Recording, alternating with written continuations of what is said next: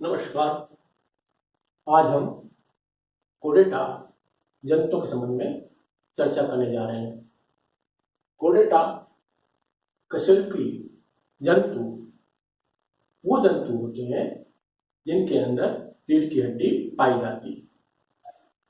रीढ़ की हड्डी, बैकबोन, नोटोकोड। तो नोटोकोड की जो उपस्थिति है वो कोडेटा जंतुओं का नामकरण करती है। जो नोटोकोड है, वर्टिब्रल कॉलम है या रीढ़ की हड्डी है, वो देह को आधार प्रदान करती है। तो कोडेटा जंतु जिनके अंदर रीढ़ की हड्डी या नोटोकोड पाई जाती है, और नॉन कोडेटा जिन जंतुओं में ये रीढ़ की हड्डी, नोटोकोड अनुपस्थित पाई जाती है, वो नॉन कोडेटा और अकशेरुकी जंतु कहलाते हैं। अब ये जो कोडेटा जंतु होते हैं उनमें 3 मुख्य लक्षण पाए जाते हैं। पहला लक्षण जो है, देह के पृष्ठतल पर, मध्य पृष्ठतल पर जो तंत्रिका रज्जु है, नर्व कोड है, वो पाई जाती है। और तंत्रिका रज्जु किस प्रकार की है? पृष्ठी है, खोखली है और नलिकानुमा पाई जाती है। ऐसी जो तंत्रिका रज्जु है या वेंट्रल जो नर्व कोड है वो कोडेटा में पाई जाती है। दूसरा कैरेक्टर, नोटोकोड की उपस्थिति। नोटोकोड इस नर्व कोड के नीचे, इसके अधितल पर और जो आहार नाम है उसके ऊपरी तल पर, मध्य पृष्ठतल पर पाई जाती है, जो देह को आधार प्रदान करती है। तीसरा जो कैरेक्टर है, जो ग्रसनीय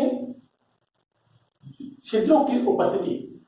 ग्रसनीय छिद्र जो होते हैं वो ग्रसनी के पार्श्व तलों पर जोड़ों में पाई जाती है। इनकी संख्या अलग अलग जंतुओं में अलग अलग पाई जाती है।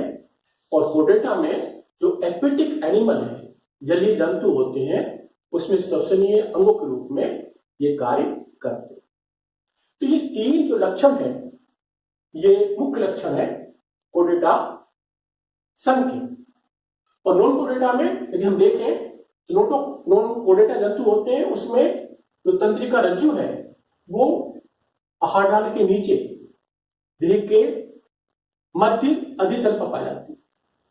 और ये जो तंत्रिका रज्जु है वो दोहरी होती है और इसमें खंडीय कोशिकाएं पाई जाती हैं, जो कि यहां अनुपस्थित है। ये जो हृदय है नॉन कोडेटा में, इसकी उपस्थिति या तो पृष्ठतल पर होती है या पार्श्व तल पर पाई जाती है, जबकि यहां जो हृदय है उसकी उपस्थिति अधितल पर पाई जाती है। मुख की जो स्थिति है, जो ओरल ओपनिंग है, इसके अंदर नॉन कोडेटा में ये टर्मिनल माउथ पाया जाता है, जबकि यहां ये अधितल पर मुख ओपनिंग पाई जाती है। अगला जो लक्षण है वो है पूंछ की उपस्थिति। दोनों केस में पूंछ पाई जाती है, लेकिन इसमें जो पूंछ पाई जाती है वो एनल ओपनिंग के बाद प्रारंभ होती है। नॉन कोडेटा एनल ओपनिंग पहले होती है, उसके पश्चात जो पूंछ वो पाई जाती है, इसलिए कहते हैं इसको पोस्ट एनल टेल की उपस्थिति। जबकि यहां क्या है कि जो एनल ओपनिंग है वो देह के अंतिम छोर पर पाई जाती है, और उससे पहले का जो भाग होता है वो पूंछ कहलाता है, इसलिए इसको बोलते हैं प्री एनल टेल की उपस्थिति। तो इस प्रकार से जो पूंछ है वो भी दोनों में अलग अलग प्रकार की पाई जाती है। अब हम कुछ बात करते हैं कि जो कोडेटा है और नॉन कोडेटा में कुछ अंतर है, जो डिफरेंसेस हैं, उनके बारे में अब हम चर्चा करेंगे। तो पहला जो लक्षण है जिसके आधार पर दोनों को अलग अलग किया जाता है वो है सिमेट्री, यानी कि सममिति। सममिति क्या होती है? सममिति देह का वह लक्षण है जिसके आधार पर देह को 2 समान भागों में विभाजित किया जाता है।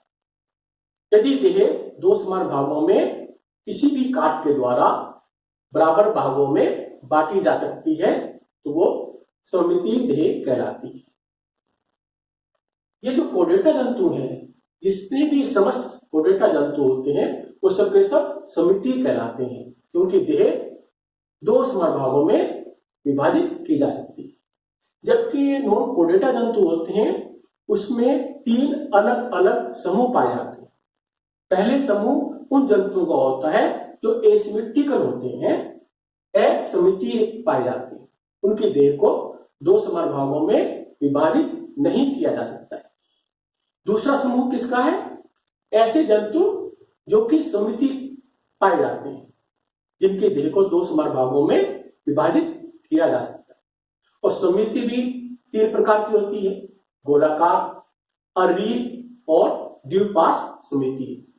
तो यहाँ जो तीनों प्रकार की समिति नॉन कोर्डेटा में पाई जाती है। कुछ जंतु गोलाकार समिति होते हैं, कुछ जंतु अरील समिति पाए जाते हैं और कुछ जंतु जो होते हैं द्विपार्श्व समिति पाए जाते हैं। यहाँ केवल द्विपार्श्व समिति जंतु ही पाए जाते हैं कोर्डेटा समूह के अंदर। नेक्स्ट जो कैरेक्टर है सीलोम देह गुहा। तो देह गुहा क्या होती है? देह गुहा वह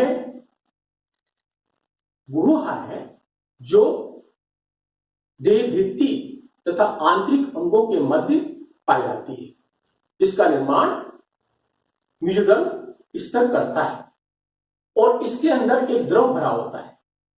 ये गुहा आंतरिक अंगों की अतिरिक्त सुरक्षा देती है बाहरी वातावरण से। बाहरी वातावरण में रेडिएशन है, विकिरण है, ताप है और बाहरी आघात है, उन चीजों से देह के आंतरिक अंगों की सुरक्षा देह गुहा करती है। अब जो देह गुहा जिन जंतुओं में पाई जाती है उनको बोलते हैं देह गुहिक जंतु, सिलोमेट एनिमल्स। और जिनके अंदर ये देह गुहा नहीं पाई जाती है उनको बोलते हैं अगुहिक जंतु, एसिलोमेट। तो यहां जो नॉन कोर्डेटा है उसमें कुछ जंतु एसिलोमेट पाए जाते हैं, जिनके अंदर देह गुहा अनुपस्थित पाई जाती है। जैसे कि हमारे पोरिफेरा जंतु होते हैं, सिलेंट्रेटा जंतु होते हैं, उनके अंदर देह गुहा अनुपस्थित पाई जाती है। दूसरी जो कैटेगरी है देह गुहा की वो कुछ बोलते हैं आभासी देह गुहा, सीडो सिलोमेट, सीडो सिलोम। इन जंतुओं के अंदर देह गुहा का निर्माण हुआ है क्योंकि यहां मेसोडर्म स्तर बन गया है। क्योंकि देह गुहा के निर्माण के लिए मेसोडर्म स्तर की उपस्थिति आवश्यक होती है। तो मेसोडर्म का निर्माण हेलमिन्थिस संघ के जंतुओं में पाया जाता है और मेसोडर्म के कारण देह गुहा का निर्माण भी होता है। लेकिन देह गुहा निर्मित होने के पश्चात ये खोखली नहीं रह पाती, इसमें कुछ कोशिकाएं आकर भर जाती हैं और इन कोशिकाओं के कारण ये देह गुहा, ये जो इसका कार्य है आंतरिक अंगों की सुरक्षा, वो नहीं कर पाती। तो ऐसी देह गुहा को आभासी देह गुहा कहते हैं। ये आभासी देह गुहा प्लेटी हेलमिन्थिस और एसके हेलमिन्थिस जंतुओं में पाए जाते हैं। तीसरी कैटेगरी है देह गुहा की, वो वास्तविक देह गुहिक जंतु या वास्तविक देह गुहा कहते हैं, ट्रू सिलोमेट एनिमल।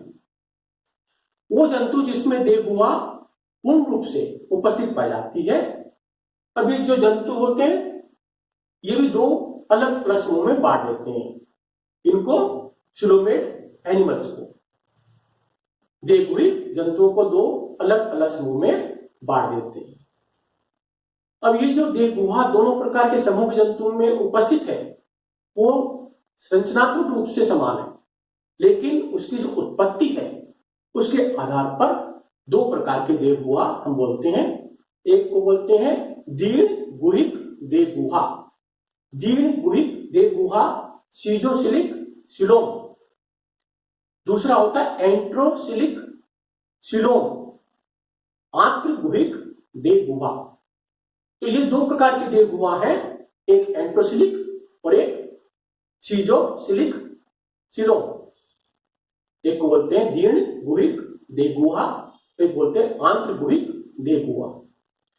ये जो दीर्ण गुहिक देह गुहा है, इसका निर्माण जो मीडियम स्तर है वो बीच में से फट कर बनाता है। जो मीडियम स्तर होता है एक्टोडर्म और एंडोडर्म के मध्य में, वो बीच से फट जाता है और फटने के कारण एक स्तर इसका एंडोडर्म से चिपक जाता है और एक स्तर एक्टोडर्म से चिपक जाता है और दोनों के बीच में एक देह गुहा का निर्माण हो जाता है और उसमें आकर द्रव भर जाता है। ये देह गुहा का निर्माण इस प्रकार से होता है सीजोसिलिक देह गुहिक जंतुओं के अंदर।